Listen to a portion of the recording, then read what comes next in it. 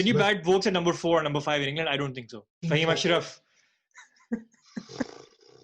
In Hindi, we say 19-20 ka farak. Yeah. Hello everyone, welcome to a new episode of Silly Point. To all our viewers in the UK, I hope you're keeping hydrated, and I hope you've got quite a few fans, around you, and you're keeping safe and keeping healthy. So today we've got a very fiery topic for you. It's something that's very close to my heart, given that I am an all-rounder. So today we're going to discuss who we think is currently the best all-rounder in the world across all formats. The reason we came up with this was, I think it was Chris Woakes' performance in the recent test match against Pakistan that really prompted this topic. One thing that I must say is that the players that we discuss, unfortunately, they're not in the caliber of all-rounders from yesteryear, like Imran Khan, Kapil Dev, Richard Hadley, Ian Botham, Gary Sobers. So they're not in that category, unfortunately, but we're just going to talk about the all-rounders who are great currently.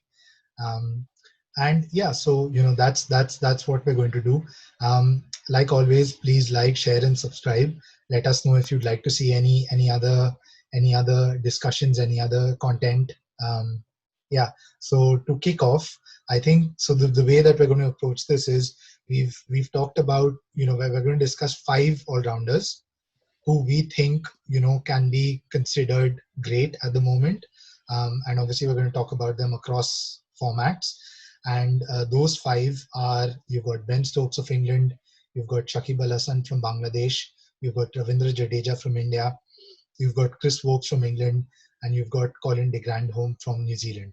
And obviously Colin De Grandhomme, people might think, that's a bit of a surprise, but if you look at his stats, he's actually a pretty good all-rounder for New Zealand. He's actually ranked 6th in test matches currently and 4th in ODIs, which I think is great for New Zealand.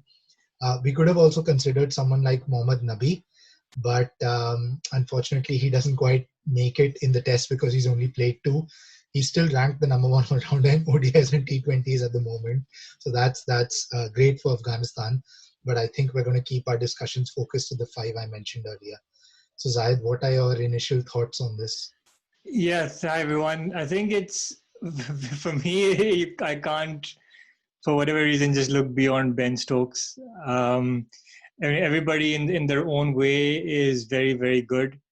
But looking at not just recent performances, and of course everyone will remember Headingley and the World Cup final for Ben Stokes where he put in match-winning performances. Obviously that is a big factor in me picking him because you remember the innings that he plays. Yeah. Obviously you can now argue that people remember Chris Woakes and his innings. Well, that's the most recent one. So yeah, and maybe there is some recent bias for Chris Woakes. And against Ben Stokes because he hasn't had a very good game against Pakistan. Yeah. But you can't take away from the fact that he had a good series against the West Indies. He scored 170 odd and a 90. I think that for me is the reason why he. And when you talk about an all-rounder, right, you have to talk about it. Can they play as a genuine batsman in the team? Yeah. And can they play as a genuine bowler? Yeah. Okay. Question around Ben Stokes' fitness: whether he can be a genuine bowler for a long test match. Can he bowl you 20 overs in test match? Maybe not, if he's in if he's not in the perfect condition. Yeah. But he can still come in with a couple of wickets like he did in the Pakistan game. It wasn't working for him with the bat. He still came in. He got 2 wickets right when you needed him. So he can do that, and he can turn a game around with the ball. And he could definitely. I think he is. I think already he's probably in the top 5. Just as a pure batsman in the ICC rankings. I think he's number 2 or 3. Yeah, he's the number 1 all-rounder. Yeah. So he's right up there. And not just, the recent performances. He's got a double 100 in South Africa as a batsman. Of course. He's got great performances with the ball. So for me, it just has to be Ben Stokes. And he, you mentioned the likes of Imran Khan and Kapil Dev, the greats. Yeah. I think give him a couple of years and he is right up there. I think in a long, long time since maybe Kallis, we've seen a genuine proper all-rounder. There've been a few who've promised to do that. Yeah. I mean, so I know that, we always talk about Jack Kallis. being one of the greatest all-rounders ever. I think he is that, but Kallis towards the end of his career, maybe in the last 6-7 years of his career, he turned into more of a batsman. Yeah. And he focused his complete his complete kind of skill set on batting. He used to bat at number 3 for South Africa. So towards the end of his career, the last maybe 5-10 years was focused on that. I think that what the issue with Kallis was, he was just too good a batsman. Yeah. To be an all-rounder. He bowled. He's a very good bowler, but I think his batting was so good. Yeah. That he averaged more than 50, 55? Yeah, he's averaging 55. So I mean, that's an incredible average. Yeah. Out of all the players we talk, right, as being the best all-rounders in the world, he's probably the only one who can boast of being able to bat in the top 3 or being able to bat in a top order role in test matches, and that's very hard to come by. Yeah, exactly. I mean, his overall numbers are still fantastic. He averages 55 in test matches and bowling average of 32. So that in itself is fantastic. I mean, anyways, just coming back to the all-rounders that we can actually talk about. Yeah, I mean, Ben Stokes, no doubt, certainly one of the best going around at this point in time. I think I'll throw in another name, Shakib Al Hasan. I think he's always been quite underrated because he plays for a country like Bangladesh. If Shakib would have played for any other country like in India, Australia, England, he would already be considered the best all-rounder in the world. His test numbers are not far behind, from Ben Stokes. His impact performances are also not behind from Ben Stokes. I think the only difference between Shakib and Ben Stokes is the fact that Shakib has got more match-winning performances with the ball, whereas Ben Stokes has got more match-winning performances with the bat. So that's a slight difference. But in terms of the actual numbers, they're pretty much the same. They're averaging, 38, 39 with the bat and 31, 32 with the ball in test matches. So I think the issue with Shakib, like you mentioned, is a lot of the times his performances go in vain. So he gets, like in the World Cup, he got 300-400s, most of them in a losing cause. Yeah, of course. He got 100 against England, I think it was, or against Australia, where they were chasing a big target. They just couldn't get there. And people forget about those innings, right? I know that, but you really which is can't unfortunate. For that. Yeah. But even then, if you look at his test stats, his average home and away with the bat is very similar. It's like 38, 39 with both bat and ball, which is not exceptional. But then with the ball, it's also 30, 31. Yeah. So just coming back to Shakib and his home and away averages, home average is 40 and away average is 38.5. So very close. When it comes to the bowling, home average is 31, away average is also 31. So, very neck and neck. And I think that is pretty much similar to Ben Stokes. So Ben Stokes' batting average at home is 39, away average is 37. Bowling average, Ben Stokes' home is 32 and away average is 31. So, neck and neck numbers in terms of performance. Like I said, the only thing is, I think Shakib probably is a slightly better bowler and Ben Stokes is probably a slightly better batsman. Well, it depends where, right? Like in Bangladesh, obviously Shakib is a much better bowler, but if you're playing in England, I think Stokes is probably more useful in England than Shakib, right? Yeah, I know. I mean, I agree. The other thing for me is, when we talk about all-rounders, we always talk, like you said, they can be picked as a genuine batsman or a genuine bowler. Like for me, it's something similar. That's how I define an all-rounder is, someone who can win you a match with the bat and someone who can win you a match with the ball and with fielding. Obviously, Ben Stokes, I think in the fielding category, he'll outdo someone like Shakib. I think he'll outdo pretty much most players. Maybe Ravindra Jadeja.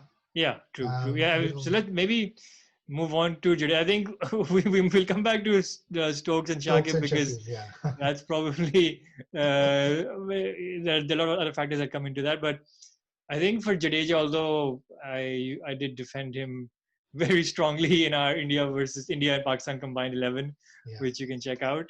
But I think the issue for him is he's very good at home, especially as a bowler.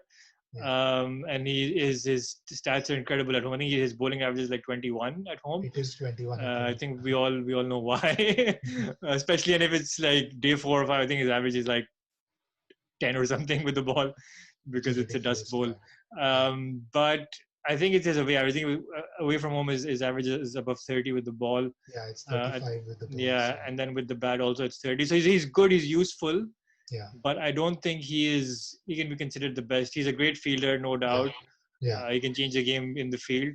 Yeah. And he's a useful, handy batsman to have, if you have a big score and you need some quick runs at the end, he can do that. But I think to consider him as, I think he only has 1 century as well. So I think that's the other thing that goes against him, right? I mean, fine. His test match performances have been, pretty good recently. Yeah. Obviously, there's that discrepancy home and away. So I do agree that, when we're considering the best all-rounder currently, Jadeja won't quite make the cut because there's a big discrepancy in his home and away averages. I think from a fielding perspective, for me, Ravindra Jadeja is the best in the world at the moment. His throwing, his accuracy when he's throwing the ball from the deep or wherever he's fielding is fantastic. His ground fielding is top notch. I mean, I'd be hard pressed to think of another fielder who's better than him. So you've got that angle, obviously. Yeah, but I think you have to look at is the difference between someone like him and Shakib that much, or him and I think Shakib and Jadeja are the right like for like comparison, right? Yeah, of course. So you can argue they're both left hand. All three of them left-handed batsmen, but then Jadeja and Shakib are both left-arm spinners as well. Yeah, between them, obviously, Shakib is the better overall player, if that makes sense. I think even in ODIs, Shakib has been performing well regularly. Jadeja has just kind of come into his own in terms of performing well in ODIs. His batting was always lacking in ODIs. He used to bat 8-9, but now there's confidence to get him to bat at 7, which is good. But I think if we might have been having this discussion 3 years, 4 years down the line, then maybe Jadeja would come into the equation, or maybe you'd have someone like Pandya or Mitchell Isaac Pandya. Yeah. So maybe we can drop Jadeja from the discussion. You seem to be a big fan of Colin De Grandhomme, so I'll let you. Yes. So Colin De Grandhomme, I mean, he's for me, he's a revelation. I mean, his every time I think about test matches in New Zealand, right? I always remember, especially when it's against teams like India, Pakistan, and Sri Lanka. I remember, the bowlers doing really well. They've got New Zealand 100 for 5. And then suddenly you've got Colin De Grandhomme coming in and scoring a quick fire 80 or a quick fire 50. And you've got, then you'll have BJ Watling, actually batting 200, 300 balls and then actually taking New Zealand to like a 300, 350, 400 total. So that's, that's my image of De Grandhomme in New Zealand. And, that actually comes through in his overall test match stats. So like he's averaging 37 with the bat and his strike rate is 82, which is incredible. Even his bowling average overall is 32, which is really good, right? And I think, for me, he's a fantastic all-rounder. So I think the one area where he doesn't, quite do well is when you look at it home and away. So home, he's averaging 47 with the bat and 23 with the bat away from home. Yeah. So there's a huge discrepancy there. In terms of his bowling, it's pretty neck and neck. Home, he's averaging 31 and away, he's averaging 33. So I think, but the other thing with him is also, okay, maybe his test stats are okay, but his one-day stats aren't that good. And if you're looking at it overall, especially he has a 27 average with the bat, and a 44 average with the ball. I mean, that's a big difference. I mean, 44 is like a part-time bowler average, right? I mean, he is good in the sense that you'll remember him playing the odd innings. I think he played a good innings against Pakistan a few years ago in a test match where he came in and whacked them at the end. He did it against South Africa in the World Cup. He played a crucial inning. People remember Williamson and his innings in that match where he got 100. But De Grandhomme got a quick 50, which really changed the match around. So there are performances like that which you remember of his, but I think he's just not been. He's dangerous. He's someone who can get you, 60 or 5 overs if you need it at the end. But I don't think he is a reliable, pure batsman kind of category. Yeah, right? I mean, the only other thing I'd say for his bowling is, he maintains pretty good economies in tests and ODIs. So test economy is 2.5, 2.4, and ODI economy is 4.8, 4.9, which is fine, which is him doing his job in, in those formats. I mean, the other thing to note is that all these players that we're talking about, their T20 international records are very, very bad. Yeah. So there's not much to discuss there. I think even their IPL records are really bad. I mean, maybe Shakib has probably the best IPL average out Even of everyone. Stokes? Even Stokes. So Stokes IPL average, Stokes IPL average, bat average is 23, which is good, and bowling average is 31, which is Strike rate? 130, 132. Yeah, that's not exceptional. It's not fantastic, you know. Yeah. Anyways, we will come back to Stokes versus Shakib. So yeah, we've talked about Jadeja, we've talked about De Grandhomme. Maybe we talk about Woakes. I think Woakes is an absolutely fantastic all-rounder, but again, for me, you know, it comes down to his bowling away from home. He's averaging 52 away from home, which I think is really sad. I think he will improve that significantly. You know, when England played in South Africa recently, he averaged 25, which is much better than his overall away average. So I think he will get better, but for that reason alone, I don't think we can really consider him. I mean, obviously you have recent bias given his recent performance in the game against Pakistan, and it's easy to obviously give him all the praise that he deserves, rightfully so, for that game, and also the fact that I personally have seen a lot of Chris Woakes and a lot of him thumping Pakistan, sometimes with the ball, sometimes with the bat. So for me, so for me, he is right up there. But if you look at his stats overall, I don't think they're that good. And then, okay, fine, his test career, maybe in England, he's done well, especially with the ball. I mean, his average, like you've mentioned in one of our previous episodes, his average is better than likes of Broad and Anderson in England.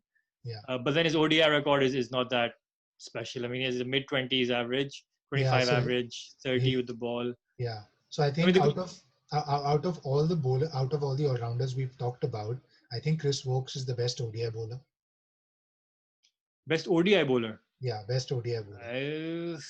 Maybe he's definitely Shakib. Better than Stokes. Shakib. Maybe it's a throw between Shakib and yeah, Woakes. I think the thing with Woakes is he's probably the only 60-40 bowling all-rounder. The rest of them are more batting dominated. You'll probably, like when you think of Stokes, you think of his batting and then his bowling, right? Yeah. Or you think of Shakib, you think of Shakib the batsman, then the bowler. I don't know, maybe it's just me. But I think of Shakib the bowler and then Shakib the batsman, for me personally. But Woakes, you would think the bowler first and then the batsman, right? So that maybe it's just me being biased, but I wouldn't have Woakes purely as a batsman in my team, right? Of course. Can you bat Woakes at number 4 or number 5 in England? I don't think so. No, but you can't do that with Jadeja as well. I mean, they all have different skill sets, right? With Shakib and Stokes, yes, I agree, they can bat 4-5 for their teams all over the world. But guys like Jadeja, CDG, and Woakes, they are those types of all-rounders. They bat at number 7, so we can't really penalize them for that, if that makes sense. I mean, if you say, let's compare Sean Pollock and Jack Kallis, you can't do that. Jack Kallis always batted in the top order. Sean Pollock always batted 6-7. So you can't compare from that perspective. So we have to compare them from a point of view that, okay, they're batting number 7. Do we think their average, averages are reasonable for a number 7 batsman? That is what is important in my opinion. What I'll say is that all the 5 all-rounders we mentioned, I think for their own teams, they're probably top. And it's just, it's difficult to do this because they all bat at different situations in ODIs, T20s, and tests. So it's difficult to have a consistent comparison. But I mean, Jadeja, CDG, and Woakes, I mean, they're pretty similar. We can have a comparison for them because they bat number 7, and they're pretty similar bowlers.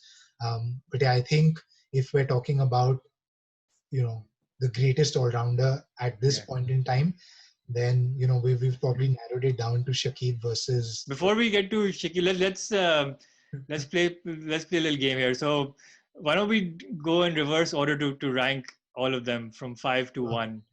and let us know, people watching, what you think, and do you agree with our rankings? Are we being too harsh by leaving Chris Woakes out of the big two debate? But if you go number 5, I would go with CDG. Okay. 4, I would go with Jadeja, and then 3, I would go with Woakes. Cool. So mine would be yeah, I think actually no, I agree. Oh, it's a tough one. I think 5 would be CDG for sure. Yeah. And maybe 4 Woakes and 3 Jadeja. Jadeja, for me, Jadeja's over the other two purely for his fielding. So yeah. Yeah, I mean, you can argue that. I don't know whether we want to come up with a combined list, because we can argue all day. Yeah. To be no, fair, no. I can be convinced on Jadeja, but I mean, Woakes is not a bad fielder. He's a fast bowler. He's a different kind of bowler. And to be honest, it depends where you're playing, right? If you're playing in England, a test match, then you have Woakes over Jadeja. If you're playing a test match in India, you pick Jadeja over Woakes. Of course, that's true. I mean, so I know Woakes is a fast bowler. CDG is also, wouldn't call him a fast bowler. Let's call him a slow medium bowler. But you can maybe compare them to someone like James Anderson. James Anderson is a fast bowler, but James Anderson is significantly better fielder than the both of them. So I don't think that them being fast bowlers or whatever, that should diminish their fielding ability. So I think Jadeja is the better fielder than those two. So for that, I put him 3, and then Woakes 4, and then CDG 5.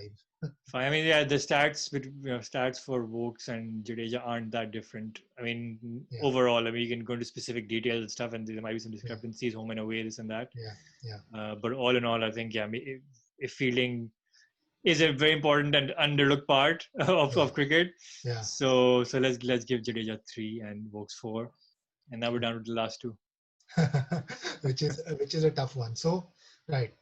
So if I go first and give my verdict, right? Yeah. For me, I think Shakib Al Hasan is, even though he hasn't played since 1 year, obviously he's been banned. Yeah. Let's not get into morals and this and that. Yeah, no. Then Chris Woakes will win, because Chris Woakes has not punched anyone in a bar, and he's not had any match fixing issues. Yeah, and he hasn't also ever hurt his wrist or fractured his wrist by punching a locker.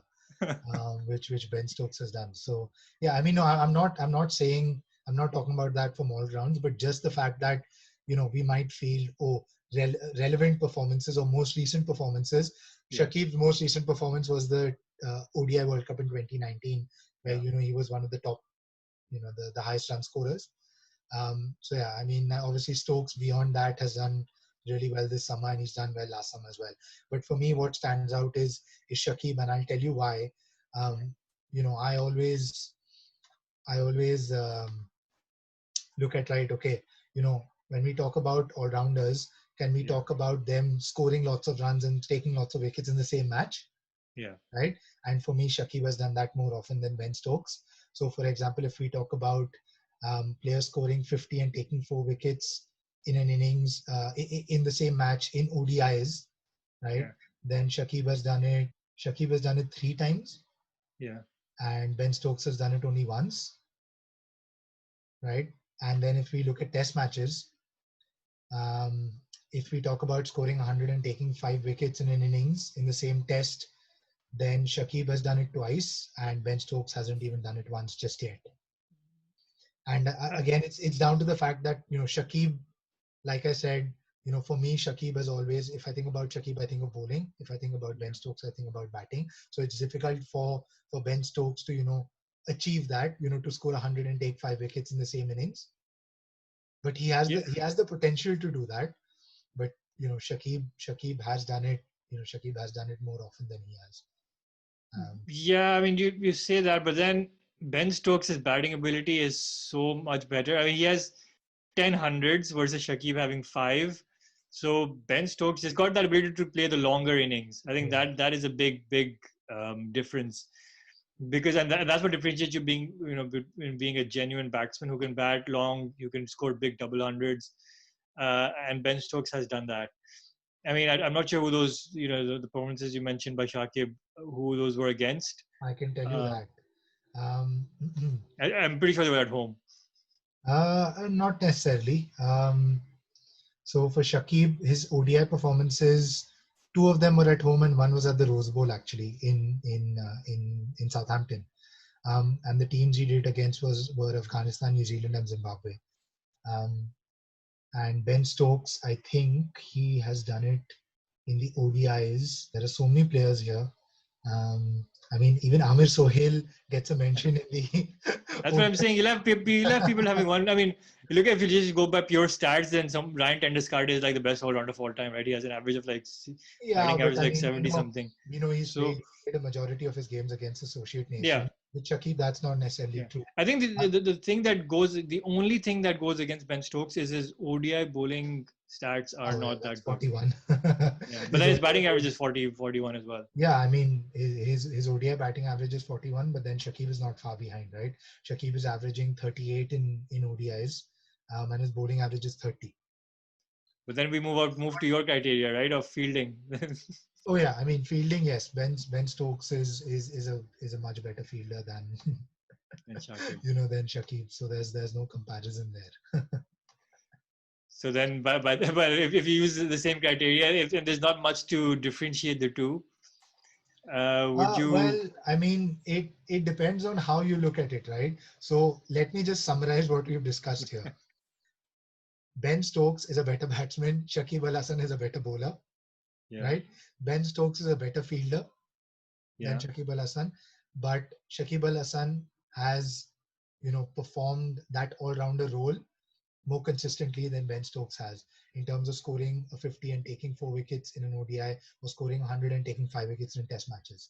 Yeah. So basically, that's the summary of it in a nutshell, right? Because in terms of Test matches, all their stats are the same. Yeah, Test match stats are very similar. Test match stats are the same. ODI stats, batting-wise, Stokes averages 40, Shakib averages 38. Bowling, there's a big difference. Shakib averages 13 ODIs, Ben Stokes averages 41. So I don't know if you're convinced, but for me, there are more pluses to Shakib than there are to Ben Stokes. I mean, obviously, I'm not saying Ben Stokes.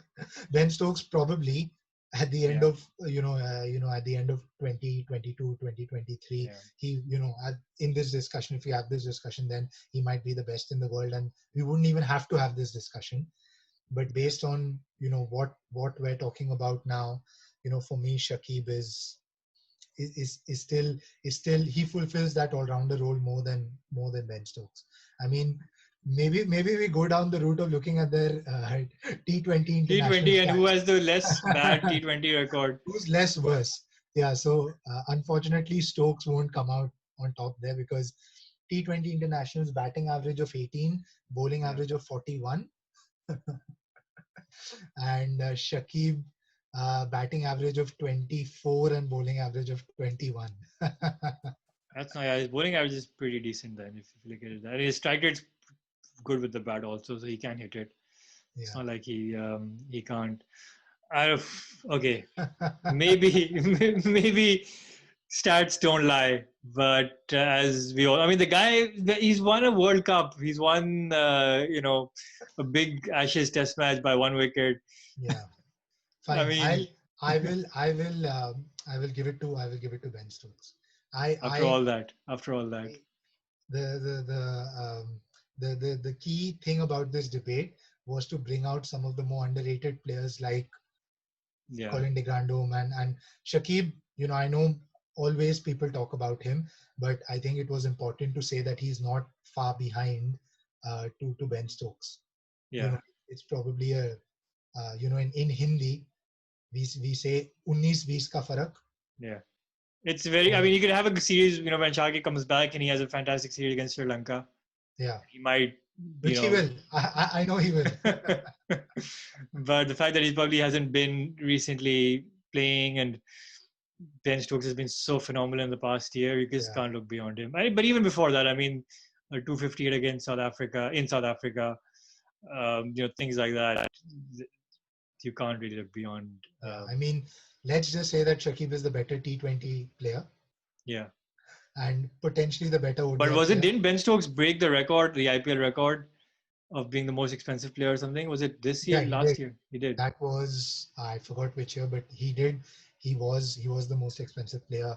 I think he was the most expensive player only in that year. I'm not sure if he's the most expensive IPL player ever. I don't know, but in that year he certainly was. I mean, obviously, any IPL team would want him in his, would want him in his team, in their team. So, no doubt about that. I mean, Shakib as well. He did well for Kolkata Knight Riders in the years that they actually won the title. Yeah. But that was a long time ago, right? So Yeah, that was a long time ago. That was before Ben Stokes even started playing. So that's before Ben Stokes started. But yeah, fine. So I think we've come to a conclusion that Ben Stokes is currently the all format GOAT all rounder. Closely, very, very closely followed by Shakib Al Hasan. And then we already discussed number 3, Ravindra Jadeja, number 4, Chris Woakes, and number 5, CDG. So we would put people like Jason Holder in the thank you for coming category. I think just a quick one on Jason Holder and Mohammad Nabi. I think mentioned Nabi before, but I think they're very specific to their format specific players. Jason Holder is a fantastic test all rounder, but he doesn't quite cut it in ODIs and T20s. Mohammad Nabi, fantastic ODI T20 all rounder, doesn't cut in test matches. But maybe, like Andil Filuquayo, and there's some more decent players, but not. Yeah, but not yet, right? I think looking. Fahim Ashraf. looking forward into the future, I think we can certainly name a few that might be in this GOAT category. Hardik Pandya for one, Shadab Khan. We've discussed Shadab Khan a lot. Certainly he has the potential. Andile Filuquayo has that potential as well. Michel Satner from New Zealand. James Ashraf. I'm not going to say Fahim Ashraf is in that category. If I do, we're going to get trolled by Fahad. So I'm not going to do that. James Neesham is another one. Mohammad Hafiz, young. Man, come on. This is like, right, when we talk about all-rounders, we have to mention Shahid Afridi. Yeah. Evergreen. I think he's still playing. He's playing the PSL, right? He played the PSL. Yes, he still plays PSL. But yeah, I am going to go out on a limb and say every single player we've talked about in this episode is better than Shahid Afridi. I wonder what Uzi thinks about that. So yeah, do let us know if we've actually come to the right decision, or do you think Shakib should be the best all-rounder currently across all formats? Let us know your thoughts. Let us know if we've actually not talked about an all-rounder that you think should be talked about, who you think maybe is underrated and we haven't actually discussed him. Yeah, thank you for watching. Hope you enjoyed that. Please do like, share, and subscribe. And we'll see you on the next one. See you. Thank you. Take care.